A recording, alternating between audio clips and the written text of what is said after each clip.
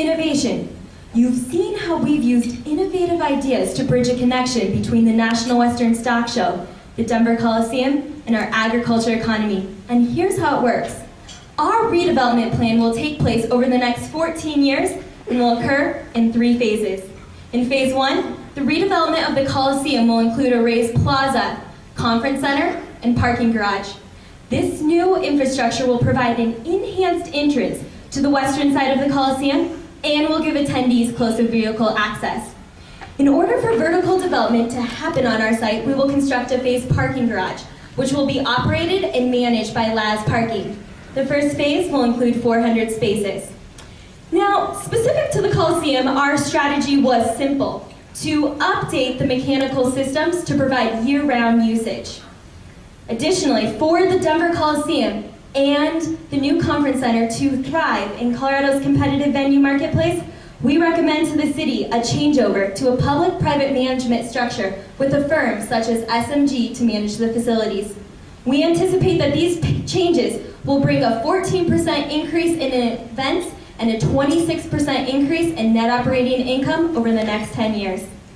Now, as you look to the South Platte River, you will see Globeville Landing Park. The Greenway Foundation has committed $1.1 million for the expansion and upgrading of this park, including significant regrading.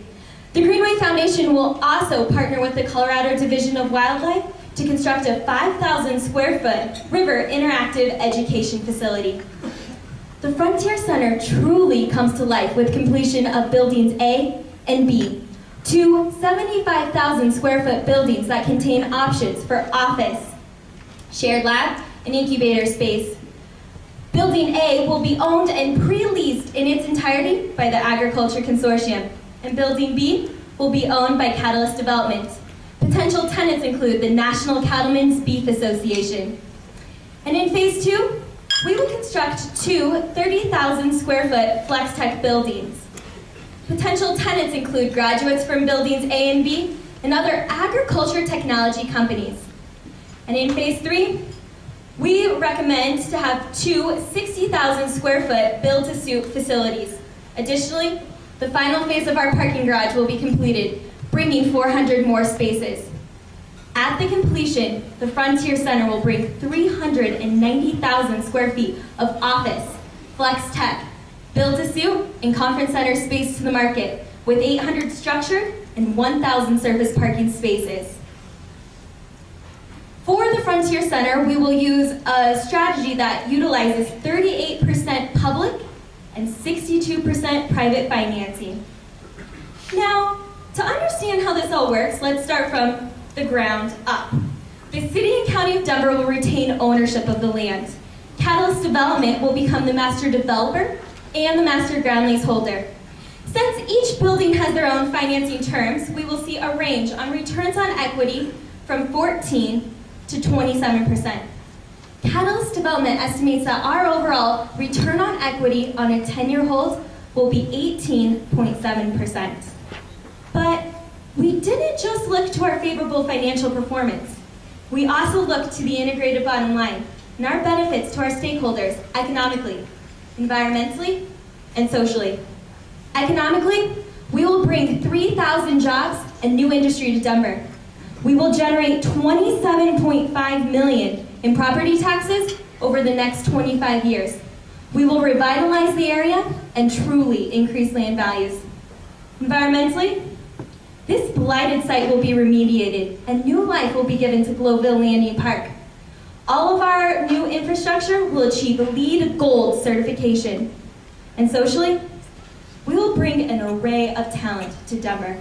We will create an agriculture hub, and most importantly, we will bring new use to the National Western and the Denver Coliseum sites.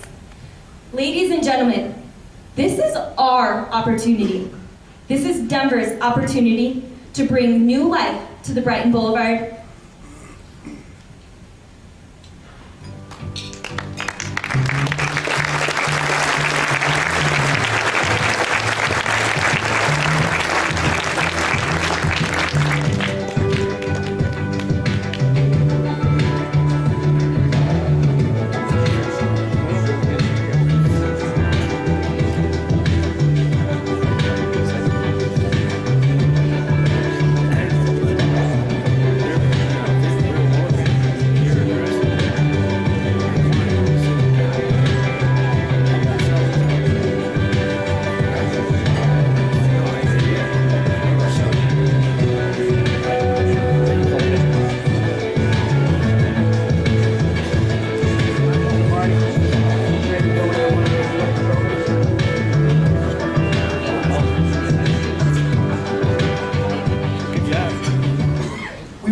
task to accomplish the best economic potential for the property, and Catalyst Development has found it.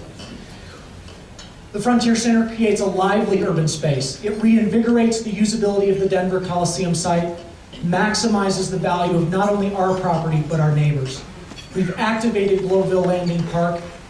We've extended the urban fabric from downtown Denver.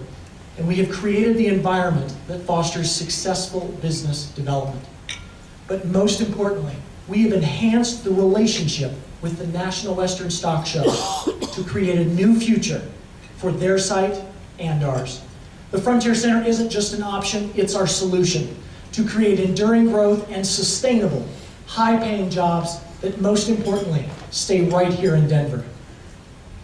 Give us this opportunity, and we will bring this to Denver and make the Frontier Center a reality. Ladies and gentlemen, we are Catalyst Development, and we want this opportunity. Thank you.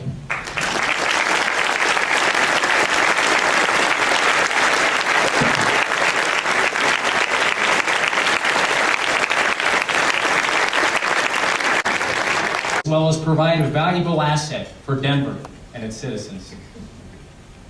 They want the Denver Coliseum site to be a vibrant urban space that can act as a catalyst for the surrounding area. Now, to begin to understand what can do this, we need to look at the surrounding area. Just south of I-70, it's got great access from both I-25 and I-70, and is a 3-minute ride down Bright to downtown Denver. However, the gritty industrial feel of the neighborhood limits what can be feasibly built here. But once you start looking more closely at the neighborhood, you'll see that there has sprung up a vibrant art community called the River North or Rhino Art District. Now, this is beginning to paint us the picture of what the Coliseum site can be, looking at what is already existing in the area. Now, the question, can arts and culture drive the Coliseum site? Is this engine big enough? The answer is absolutely. The Denver metro area arts and culture represent $1.7 billion in economic activity.